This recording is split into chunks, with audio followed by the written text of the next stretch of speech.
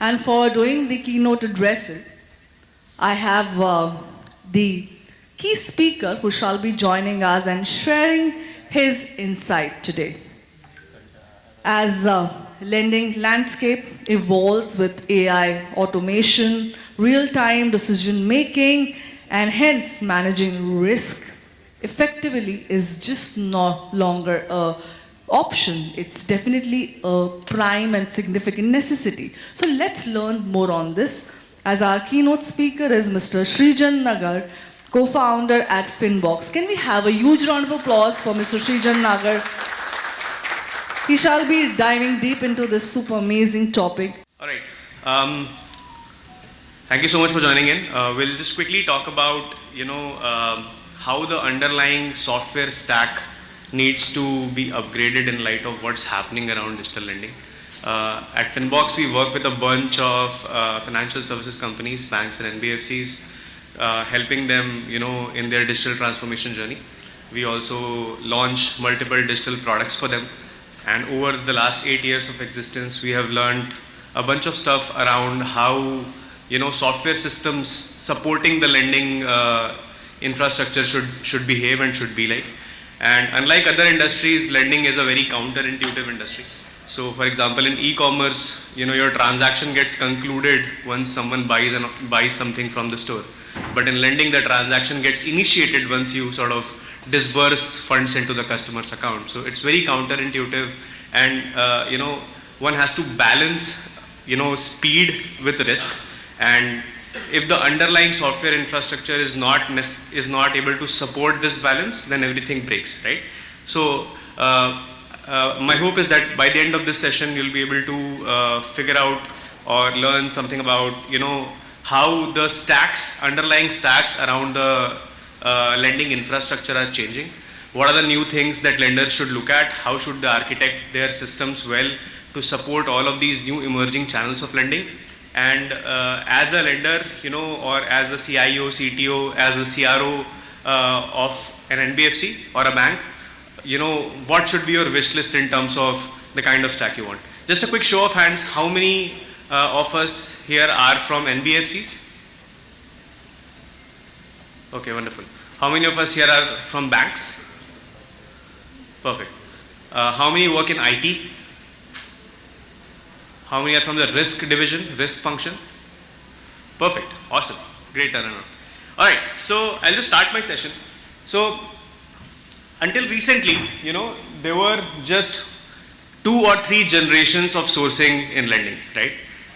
There were when a bank or NBFC typically starts, usually they would start with a branch-led presence or DSA-led presence. But now there are close to 5 different channels, right? And new ones are emerging day by day.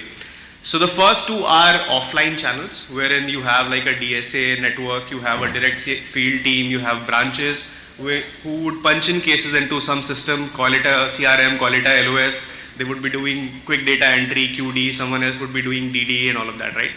And then a few years back, banks and NBFCs started building their own journeys, building their own web applications, mobile applications, where the customer can come in, directly apply for a loan and get funding, either in real time or after a lag. Some processes were STP, some were NSTP. And then 2 new channels have emerged, in the last 2 or 3 years, which is embedded credit and digital public infrastructure. So in case of embedded credit, you would be seeing a loan journey embedded on a super app, like a Tata New super app or a Super Money or a Money Control. A loan journey embedded on a personal finance management app. Credit embedded on a B2B e-commerce app, right? So these are different ways where the banks and NBFC's core book is being plugged into a channel where customers are already transacting, right? So this improves the customer acquisition cost. The credit is delivered in context, and this requires a complete reimagination of how things are happening. So on different loan products, we are in different paths in this entire journey. So for example, for a personal loan, we are already in the 5 generations. You can see digital PL embedded practically everywhere. Ola is giving loans, Park Plus is giving loans. Ola would give you loan even before you want to book a cab. So for some reason they prioritize that over booking a cab, right? But you're seeing that everywhere, right? For some other large ticket size products like a business loan or a LAP, we are still say, in the digital transformation journey where the large ticket size LAP is now, the ticket size of LAP is going down, and we are now into like a micro LAP kind of a segment where the number of people supporting the infrastructure is still the same, but the ticket size has gone down, so average cost of origination per employee has gone up. So there is a massive need for digitization over there. There is a massive competition with respect to digital journeys, and the turnaround time for taking a decision has to be quick. So this journey should be digitized as much as possible without compromising risk. So that is what we are seeing. Now, all of this digitization, right, risk management should not go behind. So for example, in the first two channels and maybe a part of third channel also, you always have a physical touch point, wherein there will be some credit manager, some CEO, some branch manager who would be manually looking at the case, doing the DD and everything. But in the rest of the three, the physical touch points, while you can have physical touch points, but if you have to be competitive with other lenders, you will have to have a digital, way to give loans as well. Now, since the customers are interacting digitally, there are a lot of new data points that are not a part of any KYC regulations, so to say, but they take a prime importance in terms of underwriting. So, for example, if your journey is too lengthy, right, it will have drop-offs. And if your journey is let's say if you want to create more and more checks in the digital journey, you'll ask for more fields. But if you ask for more fields, then the customer who is basically going towards the end of the journey is so desperate that despite all of these fields, they are still continuing ahead. So this creates like a negative selection bias, right? At the end of the journey, the kind of customers that are coming to you are somehow more credit hungry for the loan. So the balance between number of fields and number of verifications you ask for versus how long the journey is a pretty balanced trade-off. You can't ask too much of it, because if you do that, instead of cutting risk, you'll be adding risk, right?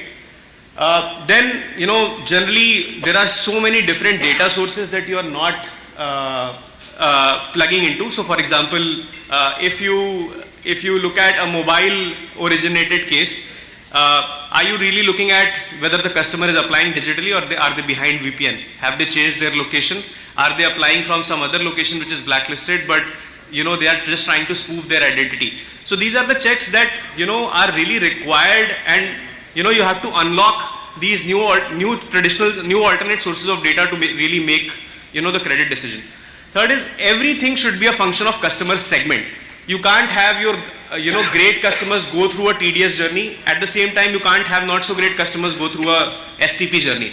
So not just the offer, the pricing, the kind of workflow the journey will sort of take the customer through, the kind of underwriting your underwriter would do, their SOP, everything should be a function of customer segment. And you should be able to do this in a continuous basis. So for example, once the customer came in, they came up with a great bureau score, right? But at the banking step, they uploaded 3 bank statements, out of which 1 was fraud. Now this calls for a customer segment downgrade, right? Because in light of this new data point, you have to reassess the customer and really think what is right. These kind of real-time checks are not happening. So traditionally, the underwriting has always been, point in time. So for example, in your typical journey, there are different points where you would do underwriting, but now what you need is like a continuous underwriting, wherein at all times you are re-rating the customer, and everything is a function of customer segment, right? Be it your policy, be it your pricing, be it your workflow. Then, then there is a bunch of new data points that lenders should unlock. So for example, if the customer is applying from device, there should be vintage of the device. There are a whole set of different APIs and data providers who can tell you so much about the customer. There are 2 kinds of data sources in this case: first party data sources, which the customer gives you access to, and third party data sources where you can pull more data about the customer from their phone number, PAN number, and after DPDP, all of this will be consent based, and all of this will be auditable. So the next part of the modern digital lending modern stack is unlocking all of these data sources, right? So as per us, the segment the components of a new stack should have the following. One, it should have ability to connect with multiple data sources, some of which you already have access to, some of which you will unlock by working on this stack.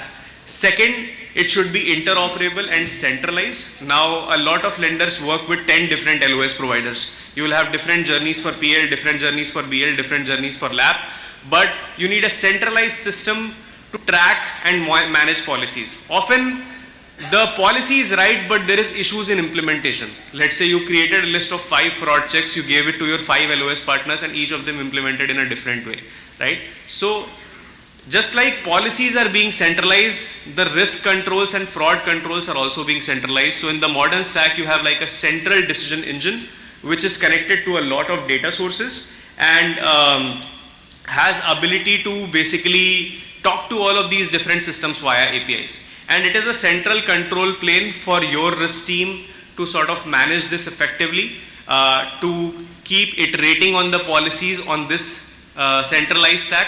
Your risk team should be able to deploy policies without without a lot of dependence on IT and business teams, and they should be able to use this control plane to, it's like your watchtower to basically control everything. So this is what, one of our products that we are launching that has been in the market for last 3 years, it's called Sentinel. We are launching the AI version of it today. So the launch is at 12 p.m. So stay tuned for that. And a lot of these things is something that we have worked on. So we built it because, we saw that a lot of changes come in once you go from physical to digital. Once you start, your sourcing in a digital way, you would want to have policies which are very partner specific. You would want to have more customization. For example, as a PL lender, if you're working with 10 partners, each of these partners come with their own data sources. For example, if you're working with Paytm, they'll come up with their merchant data. If you're working with Tally, they'll come up with, accounting data. If you're working with, say, a MobiKwik, they'll come with wallet data. So depending on where you are embedded, you also have to look at these new data sources. So the amount of policies a lender would have traditionally versus what a lender would have now in light of all of these 5 channels now alive is very, very different. So what you need is an ability to create policies fast. What you need is the ability to centralize all of your policies. What you need is an ability to integrate with all of the new data sources rapidly. What you need is an ability to deploy policies, in a standby mode. So for example, a lot of things can only be tested on production. You can't test it in a mock scenario. So what you want to be able to, deploy something and then watch it for some time, simulate it, analyze it, and then promote, do A/B testing and then promote it. So these are all the tenets of like a modern risk management stack, and we have attempted to solve a bunch of this using our products wherever we are implemented. A lot of lenders use our software as the BRE engine or as the LOS provider. We are privy to a lot of these modern changes, and we have implemented a bunch of these things in our software. So feel free to drop by and be here for the launch at 12 p.m. Thank you so much.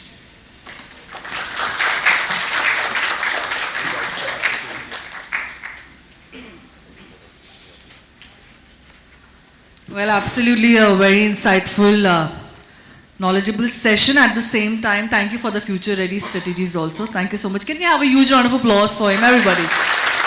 Also, I'd like to invite leader Subodh Punetha, General Manager, Trade, Finance and Business, State Bank of India, to kindly felicitate Srijan Nagar, co-founder Finback. Can we have a huge round of applause for Mr.